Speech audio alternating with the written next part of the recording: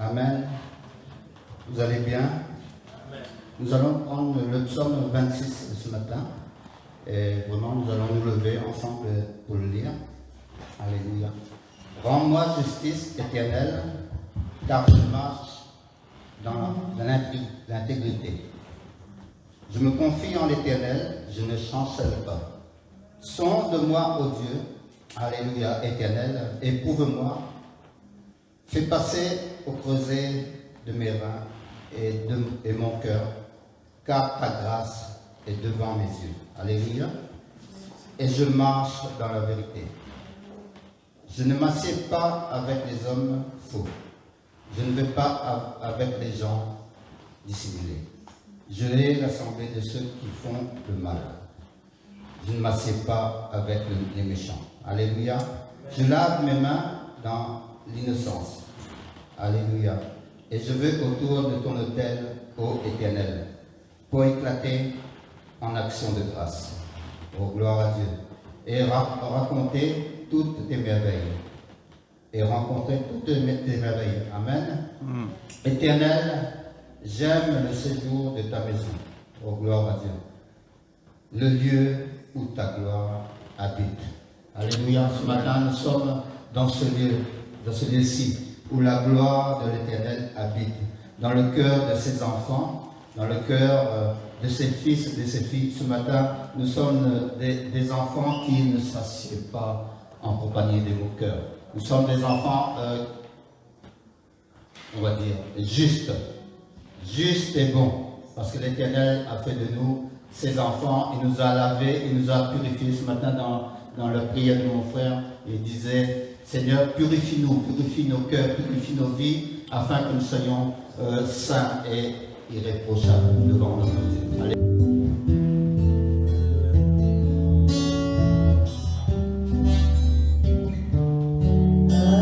Hallelujah.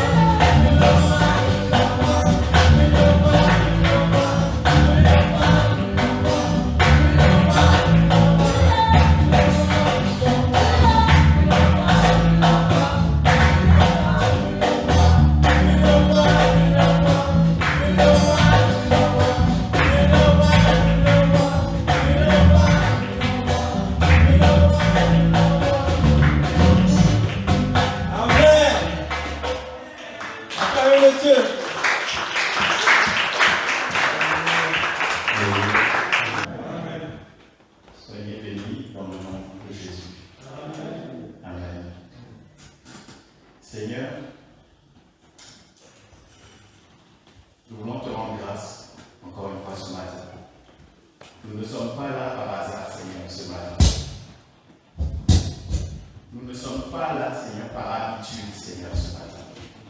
Tu as dit à tes disciples, personne ne vient à moi, personne ne peut venir que si le Père m'a envoyé, l'a attiré, si le Père qui m'a envoyé l'attire, et moi je le ressusciterai au dernier jour. Ce n'est pas nous qui t'avons choisi, Seigneur, mais c'est toi qui nous as choisis. Et c'est toi qui nous as assignés à chacun notre place, Seigneur, afin que nous allions et afin que nous portions du fruit. Et un fruit qui demeure, Seigneur. Nous voulons, Seigneur, nous rappeler ce matin que nous ne sommes pas seuls, Seigneur. C'est à Dieu, c'est Dieu lui-même qui œuvre en nous. Seigneur, tu habites en nous. C'est ta bonté en nous, ta bienveillance, qui produit en nous la foi, Seigneur. La foi qui nous anime ce matin. C'est ta bienveillance en nous, Seigneur, qui produit la foi, qui produit la volonté et l'action, Seigneur. Afin que tes desseins d'amour se réalisent dans le nom de Jésus. Merci pour ta présence dans nos vies, Seigneur. Merci pour le souffle de vie, Seigneur. Et merci pour le don de la vie éternelle. Tant de choses que nous avons reçues de toi. Tant de raisons de t'être reconnaissant, Seigneur. Merci pour cette capacité de croire en toi et de te faire confiance. Ce n'est pas par nous-mêmes, Seigneur. C'est par ton esprit seul que nous pouvons te faire confiance, que nous pouvons croire. Seigneur, c'est ton esprit seul qui nous permet de voir au-delà des apparences, au-delà des circonstances. Merci, Seigneur, pour la vision que tu nous donnes, Seigneur. Merci pour ce que tu permets à chacun de voir, Seigneur, par la foi, par la capacité que tu lui as donnée. Merci pour l'espérance que nous avons, Seigneur, qui nous fait marcher chaque jour. L'espérance qui nous a porté tout au long de cette semaine. Nous voulons te dire merci, Seigneur. Parce que tu es un Dieu fidèle et bon, Seigneur. Dans le nom de Jésus. Amen. Alléluia. Content de vous retrouver ce matin. Soyez bénis encore dans le nom de Jésus. Je suis heureux de vous retrouver ce matin pour continuer à partager, continuer le partage que l'on fait déjà depuis plusieurs mois. Je rends grâce au Seigneur parce que c'est un privilège. C'est un privilège de pouvoir partager la parole de Dieu. C'est une opportunité qui nous est donnée de grandir, de mûrir dans la connaissance des choses du royaume de Dieu. Amen. C'est une grâce d'avoir le discernement, de le comprendre, de le savoir. Amen. Nous allons revenir aux paroles de l'apôtre Paul. Les paroles de l'apôtre Paul qui demeurent d'actualité pour nous. Amen. La Bible n'est pas n'importe quelle Bible, n'est pas n'importe quel livre, je voulais dire. La Bible n'est pas un livre ordinaire. C'est le premier livre qui n'a jamais été imprimé depuis la création de l'imprimerie par Gutenberg. C'est le premier livre. Amen. Mais ce n'est pas ça qui fait que la Bible est un livre à part. C'est un livre dont les paroles sont vivantes. C'est un livre dont les paroles transcendent le temps et l'espace. C'est un livre qui nous parle du passé, qui nous parle de notre présent, qui nous parle de notre avenir. Amen. On peut se fier à ce livre-là. Et notre Sauveur et Rédempteur ne change pas. Amen. Tout comme la parole de Dieu ne change pas, notre Sauveur ne change pas. Et l'œuvre de rédemption et de salut par la grâce en Jésus-Christ reste une actualité. C'est ce que notre présence ici veut dire. Amen. Nous sommes là parce que c'est une actualité. Nous ne sommes pas venus là par habitude. Amen. On n'est pas venu là par habitude. On est venu là parce qu'on sait qu'il y a un sujet important qui est l'actualité pour nous. Amen. Et on veut saisir cette actualité. On veut recevoir cet héritage qui nous est adressé. Et il est en parole. Et le but de notre témoignage dans le siècle présent est de continuer à proclamer ce message. C'est le but de c'est notre raison d'être en fait. Amen. L'apôtre Paul a pu dire, nous sommes des lettres. Je crois bien que c'est ça, c'est l'apôtre Paul. Nous sommes des lettres écrites au monde. Amen. Tu es une lettre. Que tu veuilles ou non. Tu es une lettre et tu adresses un message à tous ceux qui te regardent. Et c'est Dieu qui a voulu que tu sois un message envoyé. Amen, avec un but. Donc nous sommes là ce matin pour nous rappeler, nous remémorer quel est le but de notre raison d'être. Amen. Chaque fois que tu allumes ton ordinateur, la mémoire revient. Amen. L'ordinateur va chercher le programme, il remet en exécution ce programme qui ne change pas. Amen. C'est la parole de Dieu. Dans notre premier partage, nous avons médité sur le fait que Jésus-Christ, en Jésus-Christ, nous avons été richement bénis. Lorsqu'on a commencé à prier tout à l'heure, on a pu se rappeler de ces bénédictions. Et on peut prier pendant des heures pour nous rappeler des bénédictions de l'Éternel. Amen. Tous les jours, on peut se rappeler pendant des heures. Nous avons vu comment l'apôtre Paul a encouragé les Romains de la part du Seigneur. Il a encouragé les Romains à ne pas rester inactifs. Il les a encouragés à ne pas rester inactifs face à la manifestation de la grâce et la miséricorde, la bonté de Dieu envers nous. À ne pas rester inactifs. Amen. Si nous sommes en vie, c'est pour agir.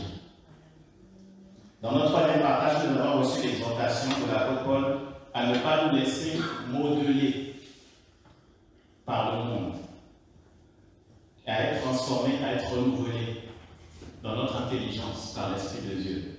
Amen. Ne pas rester inactif, agir et ne pas nous laisser conformer. Et dans notre dernier partage, on a médité sur notre mission et notre vocation collective, notre raison d'être.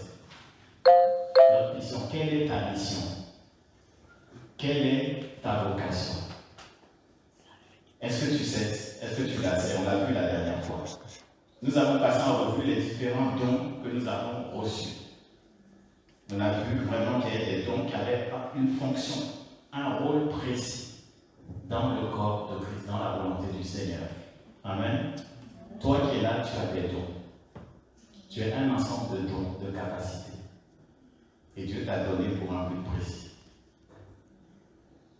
Aujourd'hui, nous allons terminer notre lecture sur la recommandation de l'apôtre Paul. Et nous allons lire de Romains chapitre 12, verset 9 à 21. Je ne vais pas lire tout de suite, mais ça va être le passage de référence. Notre message d'aujourd'hui pourrait s'intituler « Comment aimer ?» Après qu'on ait vu tous les dons que le Seigneur a donnés, après que la dernière fois on a vu que le Seigneur a donné des limites dans l'exercice des dons. Chaque don a un objectif, un but précis. Le Seigneur a défini le cadre dans lequel on peut exécuter, utiliser ces dons. Et maintenant, l'apôtre Paul insiste, après avoir parlé de toutes ces choses, il parle de l'amour. Il parle aux Romains de l'amour. Comment aimer? Comment s'aimer et vivre ensemble? C'est la question que se pose la société. Je pense que tous les gouvernements cherchent la réponse à cette question. Comment faire que tous les peuples puissent vivre ensemble, toutes les populations, toutes les communautés puissent s'aimer, vivre ensemble? Comment faire que... C'est l'équation qui se pose aujourd'hui dans le monde. Amen. Tout le monde, on parle de paix. L'ONU cherche la paix, on cherche tous la paix. Comment l'humanité peut-elle s'aimer, vivre ensemble? Lisons ce que l'apôtre Paul nous enseigne au sujet de l'amour. On va lire en Romains chapitre 12, verset 9 à 10. Il commence par dire, bon, je lis dans la Bible parole vivante. L'amour ne supporte pas les masques. Désolé pour ceux qui portent des masques, c'est ma grande. L'amour ne supporte pas les masques. Qu'est-ce qu'il veut dire par là? Que votre amour soit donc authentique et sans affectation, c'est-à-dire sans hypocrisie. sans imitation, sans faux semblant. Aimez en toute sincérité. Alors qu'il parle d'amour, il rajoute, il dit, haïssez le mal. Haïssez le mal. Et ayez-le en horreur et détournez-vous-en.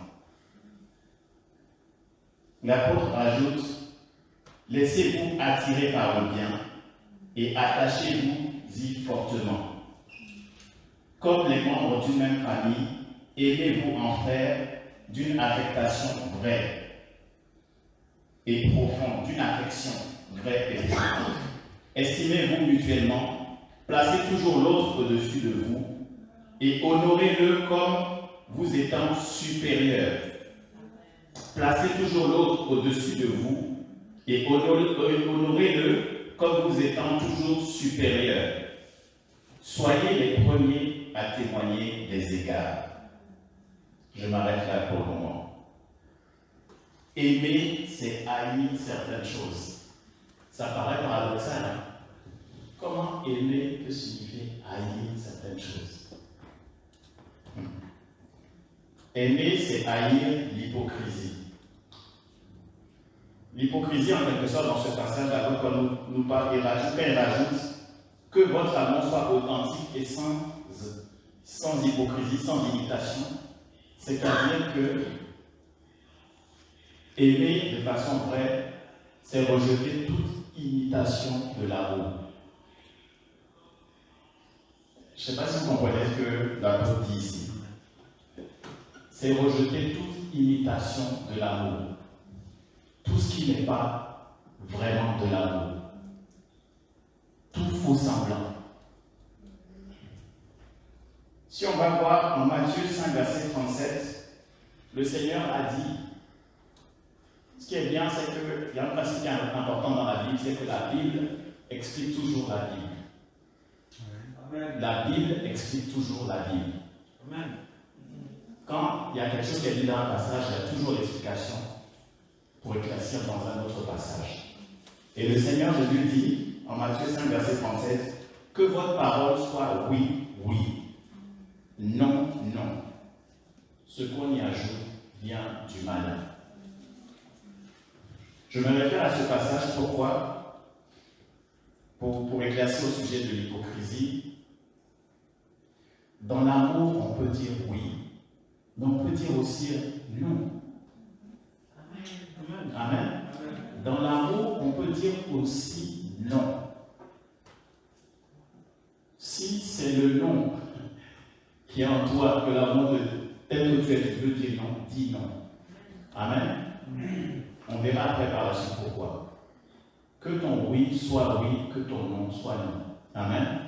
On n'est pas appelé à faire semblant, à jouer. Vous allez, je veux dire, à jouer les chrétiens qui aiment tout le monde.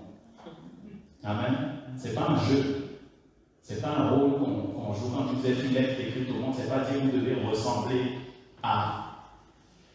J'ouvre une parenthèse. La dernière fois, on a parlé des dons, pour être plus concret.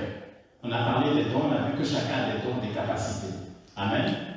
On a vu dans les dons qu'il y avait des personnes qui avaient le don d'aller exhorter, d'aller, comment on va dire, il y a des gens qui avaient le don vraiment de la miséricorde, de la compassion. Amen. L'amour, quand on va voir en Galates chapitre 5, verset 22, c'est un fruit de l'esprit. Amen. Nous avons tous reçu une portion de l'esprit. D'accord? Parfois, tu penses, comment je vais dire ça? Parfois, tu n'as pas l'amour dont une personne a besoin. Parfois, ce n'est pas toi qui as l'amour dont une personne a besoin. Ce n'est pas toi qui as la compassion pour la personne qui en a besoin.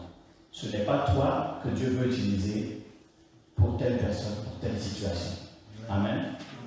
Et quand on a vu la dernière fois l'image du corps, dans le corps, chaque chose, chaque personne, chaque organe a sa place et joue son rôle. Amen. Si vous prenez, il y a des médecins ici, si je fais fausse route, ils vont me reprendre. Si on prend le cœur, les cellules du cœur, ont cette fonction-là de battre continuellement, se contracter, se décontracter. Le cœur n'arrête jamais de travailler. Il se repose mais très rapidement. D'accord? La manière, l'intensité avec laquelle le cœur travaille, les muscles du biceps ne peuvent pas travailler avec cette intensité-là. Amen. Chacun a sa capacité. Amen. Pour parler de l'amour sans hypocrisie, si tu n'as pas la capacité à aimer dans certaines situations, ne fais pas semblant d'aimer. Amen. Ne fais pas semblant d'aimer. Amen. Sois vrai. Le Seigneur veut nous apprendre à aimer. Amen. Si on fait semblant, on ne va jamais apprendre le vrai amour. Amen. Si tu n'es pas patient, tu fais semblant d'être patient, tu n'es pas vraiment patient. On est bien d'accord. Bon, je pense que le point était, je pense qu'on avait compris. Donc quand le Seigneur dit que votre oui soit oui, que votre non soit non, le Seigneur ne peut pas qu'on ait un cœur double. C'est ce que ça veut dire. On ne peut pas avoir un cœur double. Quand Jésus dit d'une même source, il ne peut pas aller jaillir de l'eau douce et de l'eau amère. Il ne peut pas avoir les deux choses. Amen. Soyons entiers. On a vu l'exemple d'Anania et Saphira il y a quelques mois, où ils avaient un cœur double. Amen. Ils voulaient donner, mais en même temps, ils ne voulaient pas donner. Dieu, quand on donne tout. Si tu dis je ne vais pas donner, tu ne donnes pas, il n'y a pas de. C'est pas obligé. D'accord? Parce que Dieu nous a créés libres. Il nous a donné ce libre arbitre, cette liberté de dire oui, non. Amen. Et Jacques chapitre 4, verset 7 à 8 nous encourage. Soumettez-vous donc à Dieu, résistez au diable, et il fuira loin de vous. Approchez-vous de Dieu, et il, c'est-à-dire Dieu, s'approchera de vous. Amen. Nettoyez vos mains, pécheurs, purifiez vos cœurs, hommes irrésolus. Le Seigneur ne veut pas qu'on soit irrésolu. Le Seigneur veut qu'on soit entier. Amen.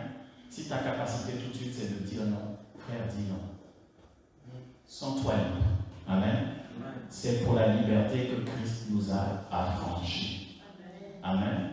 C'est pour la liberté que Christ nous a affranchis. Que ton oui soit oui. Amen. Si tu dis non, c'est pas un péché. J'ai dit non. Je suis bouillant. Dieu ne veut pas qu'on soit tiède. Oui, mais. Oui, non. Ok, je passe à la suivante. On reprend dans Romains chapitre 12, à partir du verset 11. Il parle toujours de l'amour. On a vu tout de suite que aimer, c'est haïr certaines choses. Amen. Donc, c'est avant tout aimer Dieu, s'attacher à Dieu. Là, on va voir que aimer, c'est être plein de zèle et de motivation pour agir. Amen. Quand tu dis oui, c'est avec zèle et motivation. Amen. Ton oui doit être avec zèle et motivation. Quand je dis oui, c'est parce que j'aime, je veux faire. Amen. Quand Jésus a dit oui en allant à la croix, il est allé de lui-même. Il est allé de lui-même. Amen. Même si c'est difficile à croire, bon, il est allé de lui-même. Même s'il y a eu ce moment de combat au jardin, il a combattu parce que son oui, il voulait que ce soit un oui. Amen. Amen. Il a transpiré comme des gouttes de sang. Il a lutté pour que son oui soit oui. Amen. Quand ses soldats ont sorti, quand son disciple a sorti l'épée pour trancher l'oreille, son oui a été oui. Il a dit non à ça. Non à ce mal, non à cette violence. Il était d'accord, il voulait aller jusqu'au bout de sa destinée. On commence à lire Romains chapitre 12, verset 11. Ne devenez pas nonchalants dans votre travail. Faites-le avec énergie et zèle. Ne laissez jamais votre ardeur se refroidir. Amen. Je crois que ce matin, le Seigneur veut qu'on prenne un moment et qu'on prenne du recul sur tout ce qu'on fait. D'accord, mon frère, ma soeur, arrête-toi un moment, prends du recul sur tout ce qu'on fait et dis-toi que le Seigneur, il met comme des lunettes et puis il est dans ces lunettes-là, il scanne, il regarde, il veut voir l'amour. Amen. Quel est l'amour qu'on a dans tout ce qu'on fait? Amen. Quel est l'amour qu'on a dans tout ce qu'on fait pour lui? Amen. Moi, en venant ici ce matin, en préparant ce message, j'étais à 200%.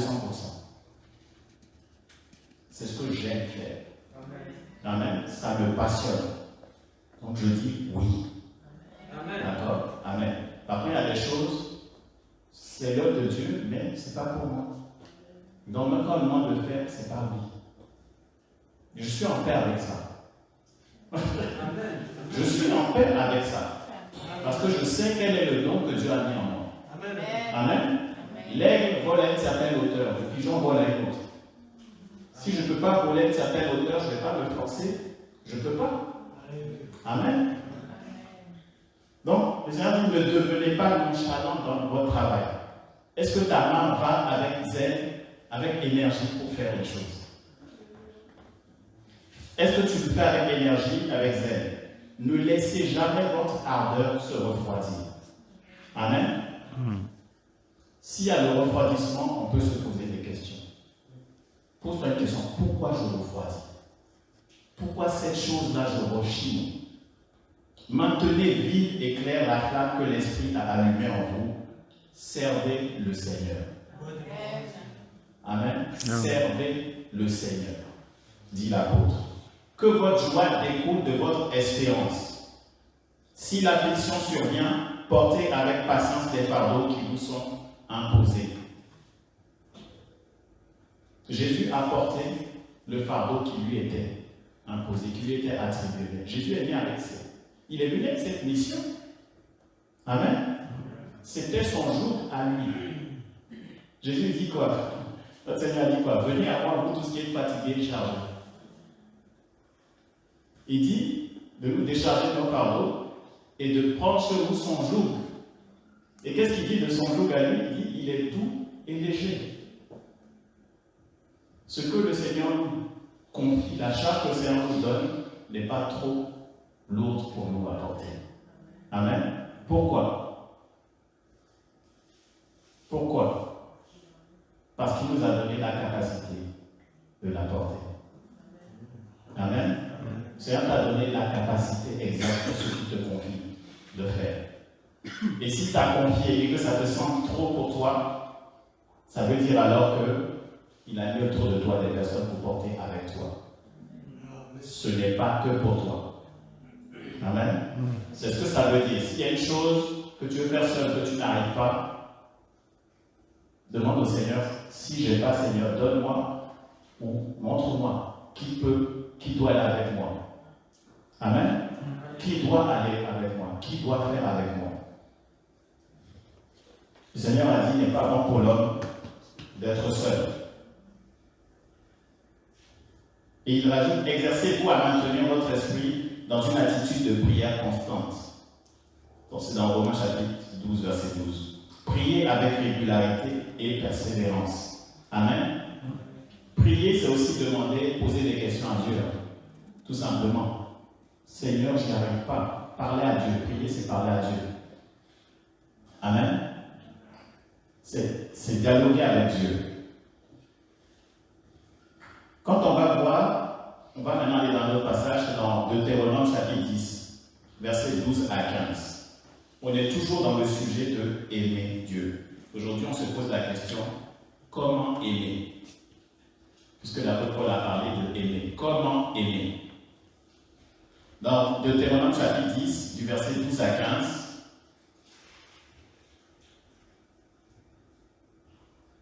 Moïse s'adresse au peuple. Maintenant, Israël, que demande de toi l'Éternel ton Dieu? Si ce n'est que tu craignes l'Éternel ton Dieu, afin de marcher dans toutes ses voies, d'aimer et de servir l'Éternel ton Dieu. Et rajoute de tout ton cœur et de toute ton âme. D'aimer et de servir l'Éternel ton Dieu, de tout ton cœur et de toute ton âme. Je m'arrête là. Amen. Et on voit cette histoire de service. La dernière fois, on a vu les dons. Les dons parlent de service, n'est-ce pas? Amen. Et dans ce passage, on voit que l'Éternel, le prophète, oui, moi j'ai été un prophète de la part de l'Éternel, s'adresse au peuple et dit que l'Éternel demande de nous de l'aimer et de le servir. Et on voit que aimer vient avant servir. Amen. Aimer vient avant servir. Amen. Bon, avant aimer, il y a le craindre. Le craindre, c'est l'honorer, c'est le respecter. Amen. C'est l'élever au-dessus de toute chose. C'est de ça dont il s'agit. Il ne s'agit pas de la peur. Parce que beaucoup de gens pensent que craindre, c'est avoir peur.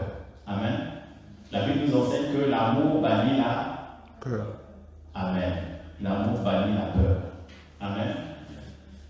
On craint Dieu, on l'honore. Amen. On l'élève au-dessus de toute chose, on le révèle. Et donc, aimer vient avant le service.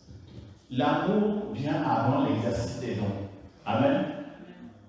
L'amour est le moteur qui nous pousse dans la bonne direction pour utiliser, exercer les dons de Dieu. Amen. Amen. Pour dispenser les dons que Dieu nous a donnés.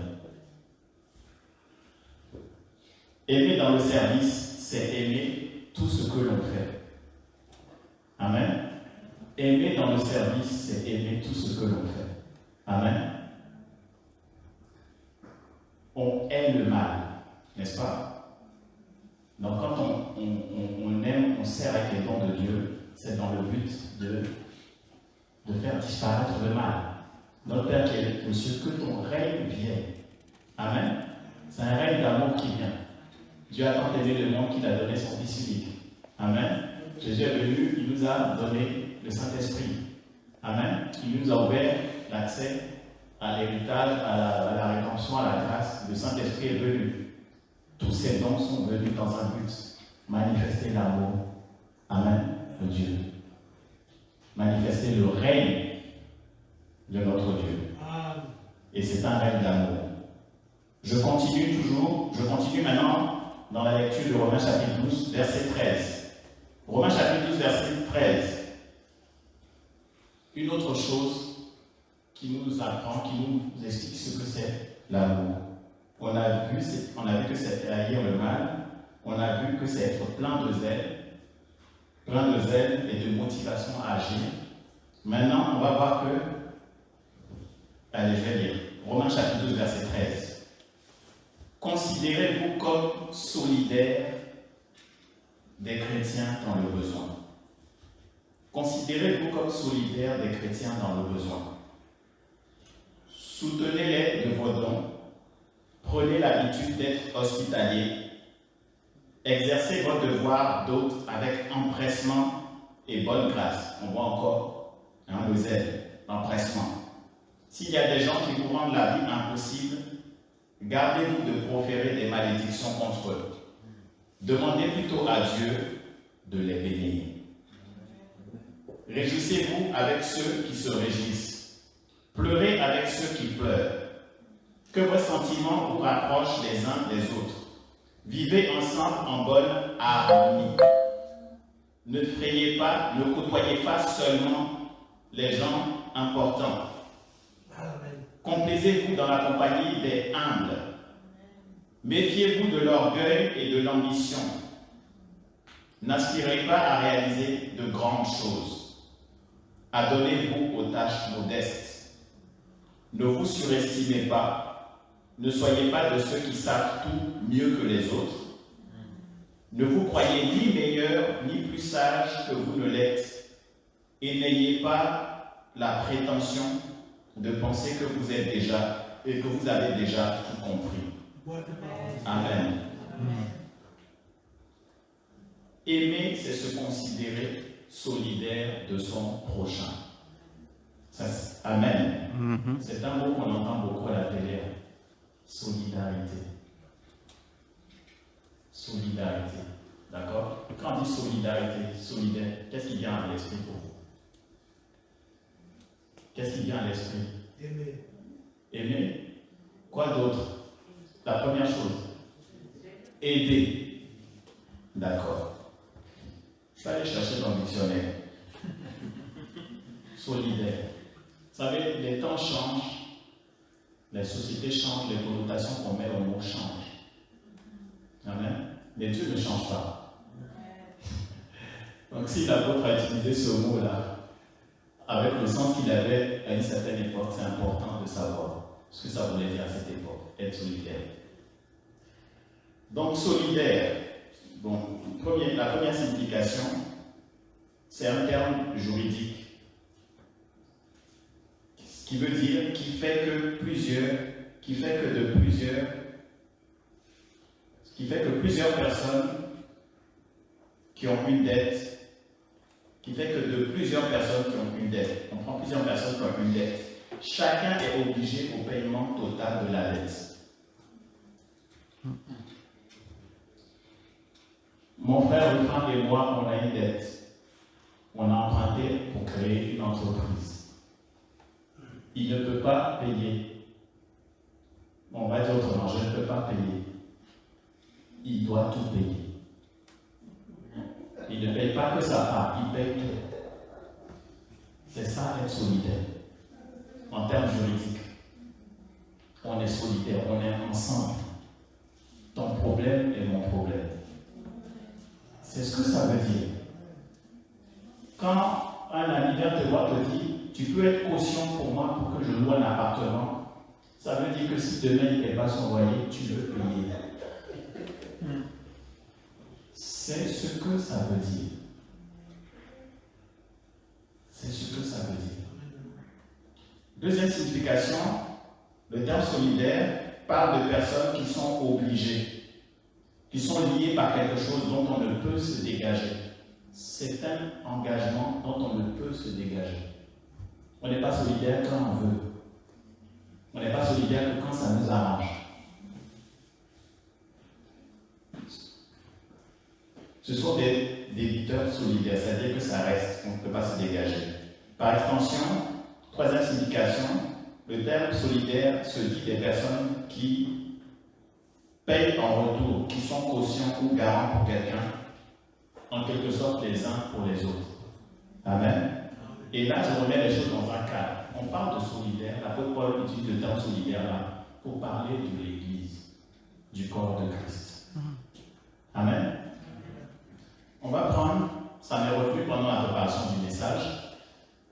Il y a quelques mois, on avait parlé de comment Dieu regardait au cœur. Quand il voulait qu'on lui rende un culte agréable, qu'on soit pour des sacrifices vivants, saints, agréables et parfaits. Sacrifices vivants, saints et agréables. Et on avait vu l'exemple d'Anania et Saphira. Puis moi j'étais en train de cœur me disant, mais Seigneur, pourquoi Anania et Saphira? Pourquoi? Et en méditant sur cette histoire de solidaire, j'ai pu comprendre comment Dieu voit les choses. On a vu tout à l'heure que ton oui soit oui, ce que le Seigneur a dit. Que ton non soit non, ce qu'on y ajoute bien du mal. Et on voit que Dieu est le mal. Amen. Dieu a une haine pour le mal. Dieu est amour, mais il haït le mal. Amen. Il haït le mal. Il est le mal. Si Jésus est mort, c'est la réponse de Dieu face à sa haine pour le mal qui touchait les hommes. Amen. Dieu n'a pas voulu anéantir l'humanité. Mais par amour, pour anéantir le mal, il a préféré lui mourir. Amen. Amen. Il est dit que Satan, les ténèbres, tout le monde dans le royaume de Satan est en train de fêter quand Jésus mourait à la croix. Ils pensaient que c'était leur victoire. Amen. Or, le Seigneur est en train de triompher de la mort. Je dis ça pourquoi? Parce que l'histoire d'Anania et Saphira, le jugement qui est tombé, je ne crois pas que c'est un jugement sur les hommes, sur l'homme et la femme. Je crois que c'est un jugement sur quelque chose qu'il y avait dans leur cœur à ce moment-là. Quand ils ont emmené cette offrande et qu'ils ont prétendu donner alors qu'en vrai ils ne donnaient pas. Ils étaient doubles, ils n'étaient pas entiers devant Dieu. Amen. Ils n'étaient pas entiers. Donc cette histoire de solidaire, l'apôtre Paul l'explique très bien aux Corinthiens en fait. Donc quand on prend cette histoire, excusez-moi, j'espère que je n'ai pas jeté en froid avec cette histoire de solidaire là. Mais c'est vraiment ce que spirituellement ça veut dire. Amen. On est un corps.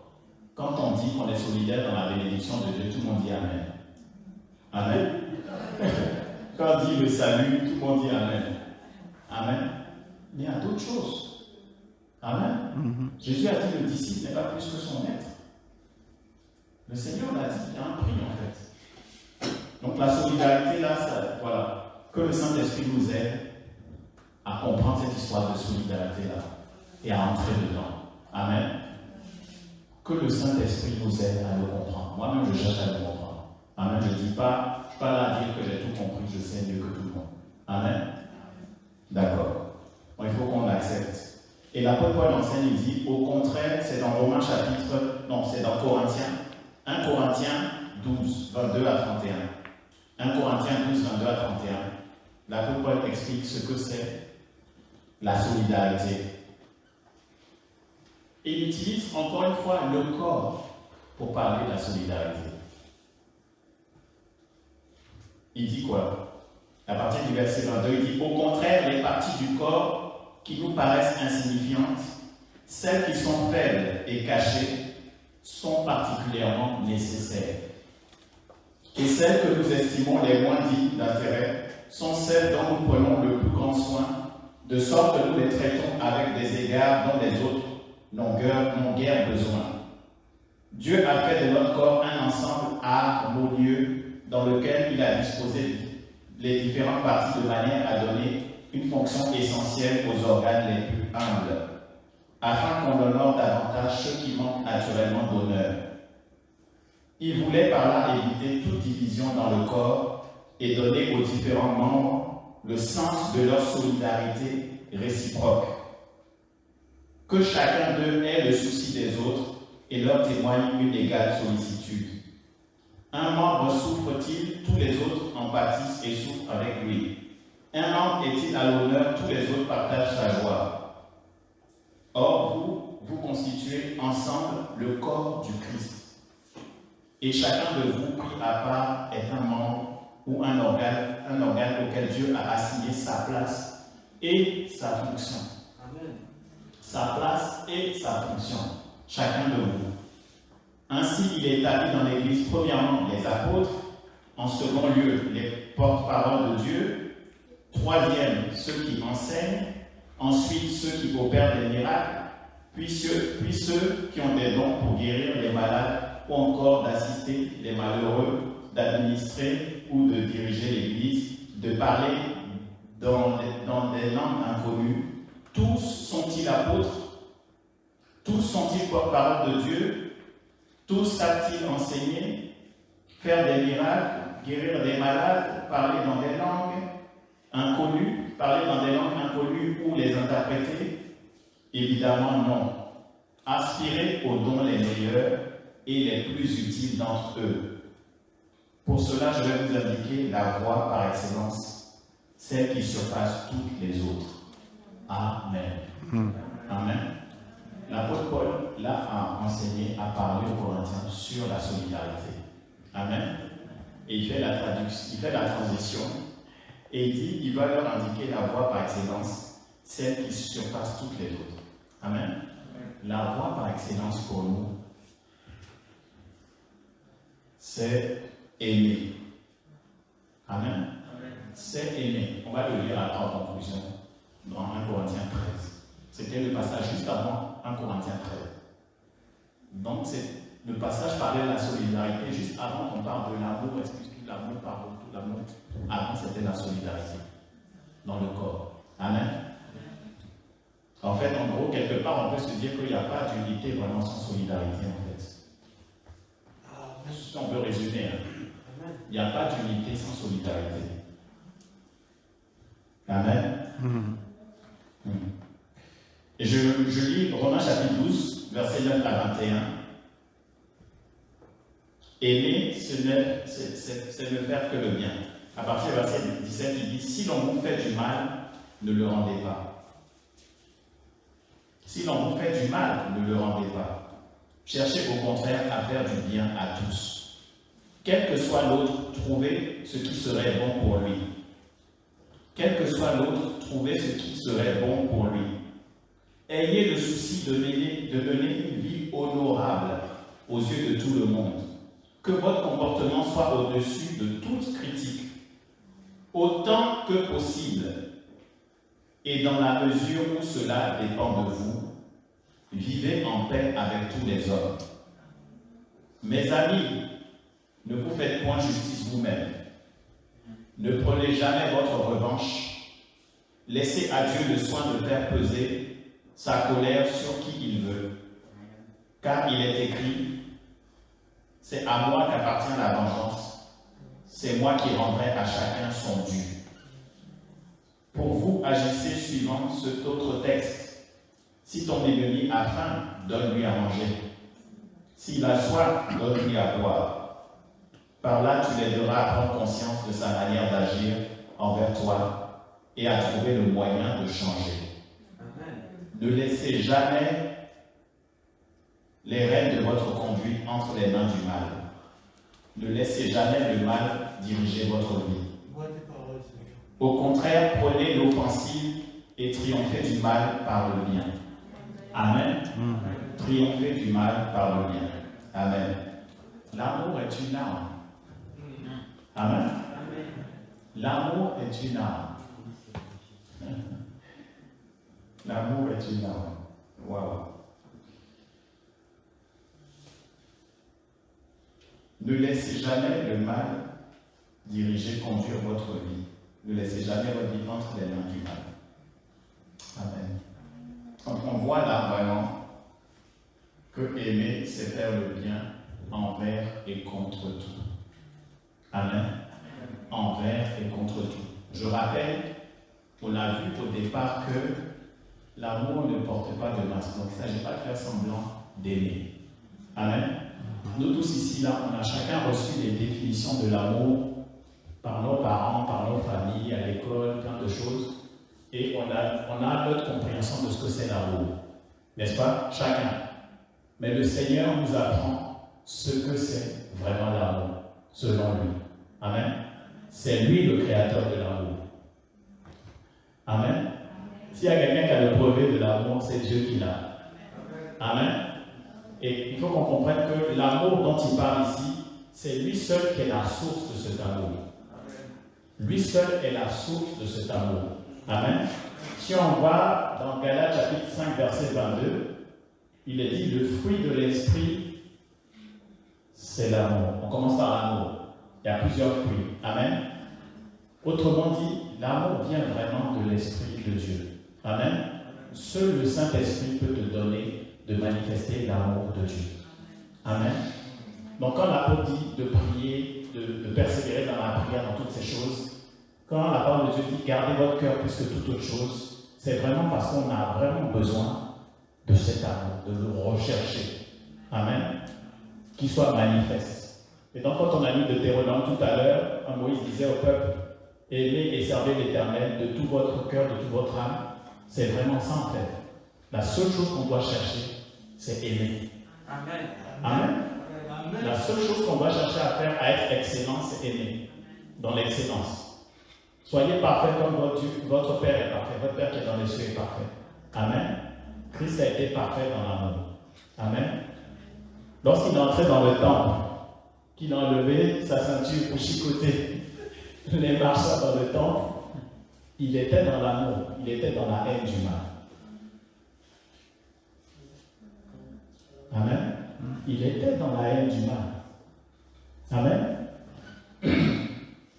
Son père n'était pas en train d'être honoré dans sa maison. Je poursuis.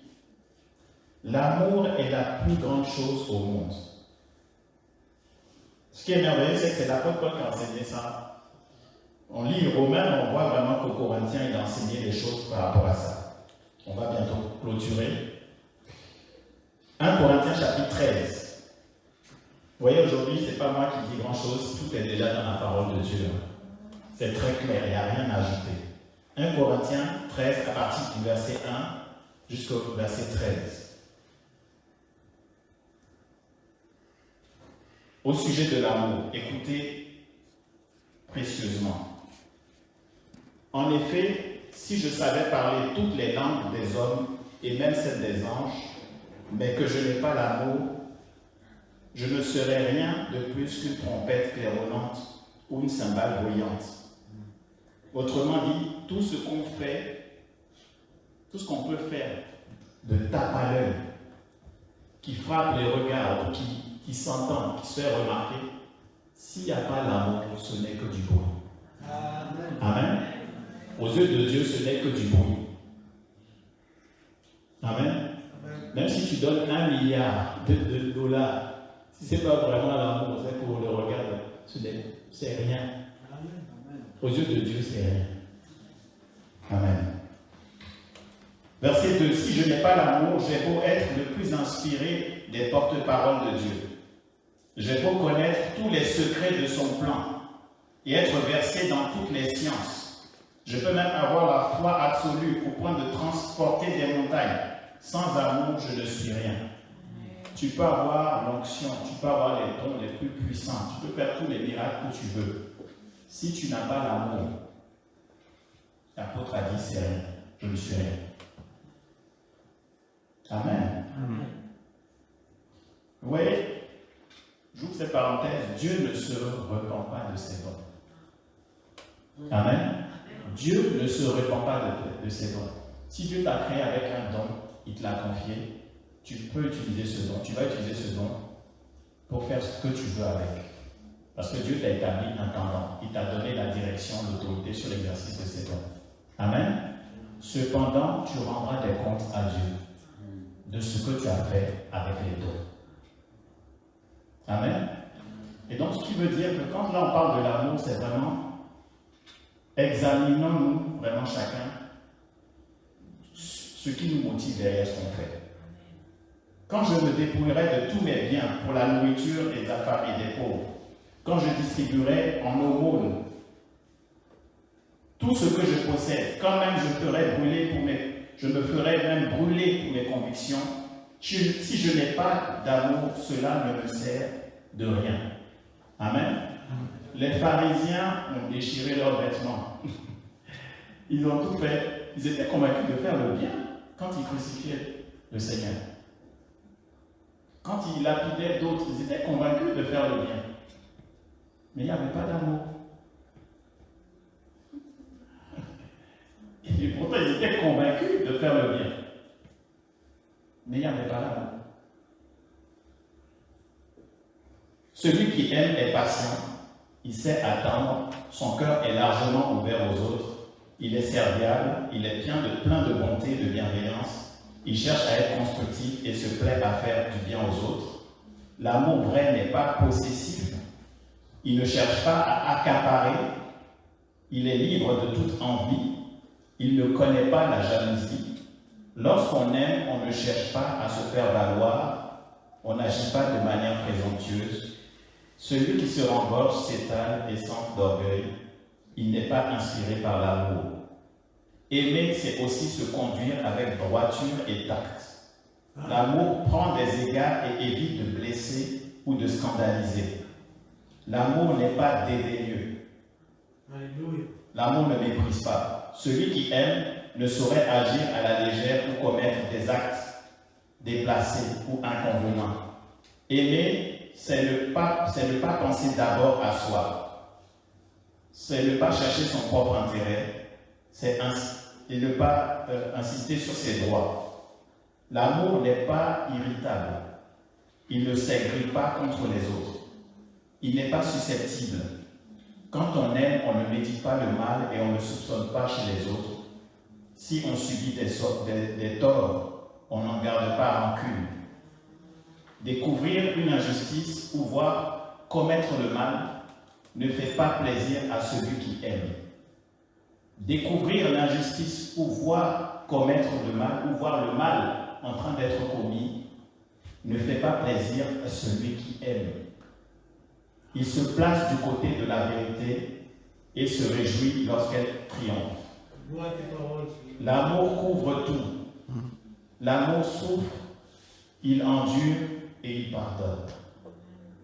L'amour sait passer au-dessus des fautes d'autrui. Aimer, c'est faire confiance à l'autre et attendre le meilleur de lui. Aimer, c'est espérer sans faiblir, sans jamais abandonner.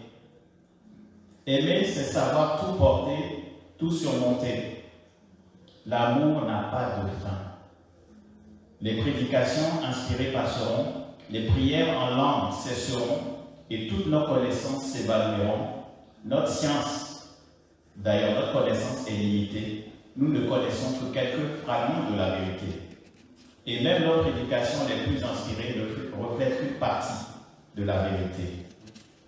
Mais le jour où la perfection apparaîtra, et Jésus-Christ, la perfection, ce qui est fragmentaire se retrouvera dépassé et toute imperfection tombera.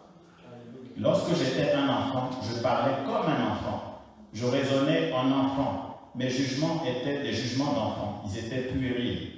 Une fois devenu un homme, je suis défait de ces enfantillages qui ont perdu leur raison d'être. Aujourd'hui, certes, nous ne percevons plus l'image imparfaite de la réalité.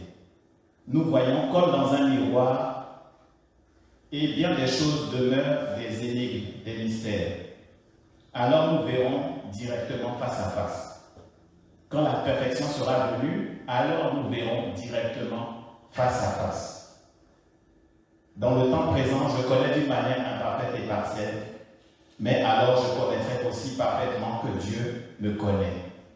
Et je comprendrai comme j'ai été moi-même compris par Dieu. En somme, 3 choses demeurent, la foi, l'espérance et l'amour. Mais la plus grande d'elles, c'est l'amour. Amen. La plus grande d'elles, c'est l'amour. La foi, l'espérance et l'amour. Merci Seigneur de nous avoir parlé, de nous avoir donné cette opportunité ce matin de méditer sur l'amour. Seigneur, nous avons besoin de ton amour, Seigneur. Le monde a besoin de l'amour. Le monde a soif de l'amour. Car tu l'as dit, Seigneur, l'homme ne vivra pas de pain seulement, mais de toute parole qui sort de la bouche de Dieu. Seigneur, tu es le Verbe incarné, tu es venu, Seigneur, parmi nous. Seigneur, tu as donné ta vie, Seigneur, afin que nous soyons tous rachetés, sauvés, afin que nous recevions tous cet amour. Merci, Seigneur, parce que tu as même donné l'Esprit, Seigneur. Tu as donné vraiment le Saint-Esprit en héritage, afin que nous puissions recevoir la plénitude pleinement, l'amour qui t'animait, l'amour que tu as manifesté lorsque tu as marché sur la terre. Comment aimer, Seigneur? C'est la question que nous nous posons ce matin. Merci, Seigneur, pour l'exemple parfait que tu nous as donné d'amour. Merci pour tes standards qui sont parfaits, Seigneur. Merci, Seigneur, parce que tu as ouvert le chemin, Seigneur, devant nous. Tu as ouvert la porte de l'amour, Seigneur. Tu es la porte, Seigneur Jésus-Christ. Tu as dit, je suis la porte. Je suis la porte des brebis. Je suis la porte. Si quelqu'un entre par moi, il sera sauvé. Il entrera et il sortira. Et il trouvera des pâturages. Seigneur, tu es la porte qui conduit à l'abondance. À l'abondance de l'amour, Seigneur. À l'abondance de la vie. La vie éternelle. Seigneur, nous voulons ta vie éternelle. Seigneur, l'amour est un fruit de cette vie éternelle, Seigneur. Nous avons besoin de ton amour dans nos vies, Seigneur. Esprit de Dieu, viens nous inonder. Esprit de Dieu, viens nous renouveler. Viens nous rafraîchir. Viens nous rafraîchir ce matin. Esprit de Dieu, nous avons faim et soif de toi. Nous avons faim de ta présence. Seigneur, nous ne voulons pas imiter l'amour, Seigneur. Nous ne voulons pas ressembler nous ne voulons pas mimer, nous ne voulons pas singer ce que nous pensons être de l'amour. Seigneur, nous voulons manifester ton amour véritable, Seigneur. L'amour authentique, Seigneur, qui coule du cœur de Dieu. Merci, Seigneur, pour ton amour, pour ta compassion véritable. Dans le nom de Jésus. Alléluia. Seigneur, tu as posé la question à Simon, à 3 fois. Simon, fils de Jonas, m'aimes-tu? Simon, fils de Jonas, m'aimes-tu? Tu t'as posé 3 fois la question. Seigneur, ce matin, tu nous poses cette question. Seigneur, donne-nous de marcher tout au long de cette semaine à venir avec cette question. M'aimes-tu? Seigneur, donne-nous d'être conscients vraiment de l'amour que tu as mis dans nos cœurs et donne-nous vraiment pleinement de nous tourner vers toi, Seigneur, entièrement et de nous livrer vraiment à toi, Seigneur, dans ton amour. Dans le nom de Jésus. Amen. Alléluia.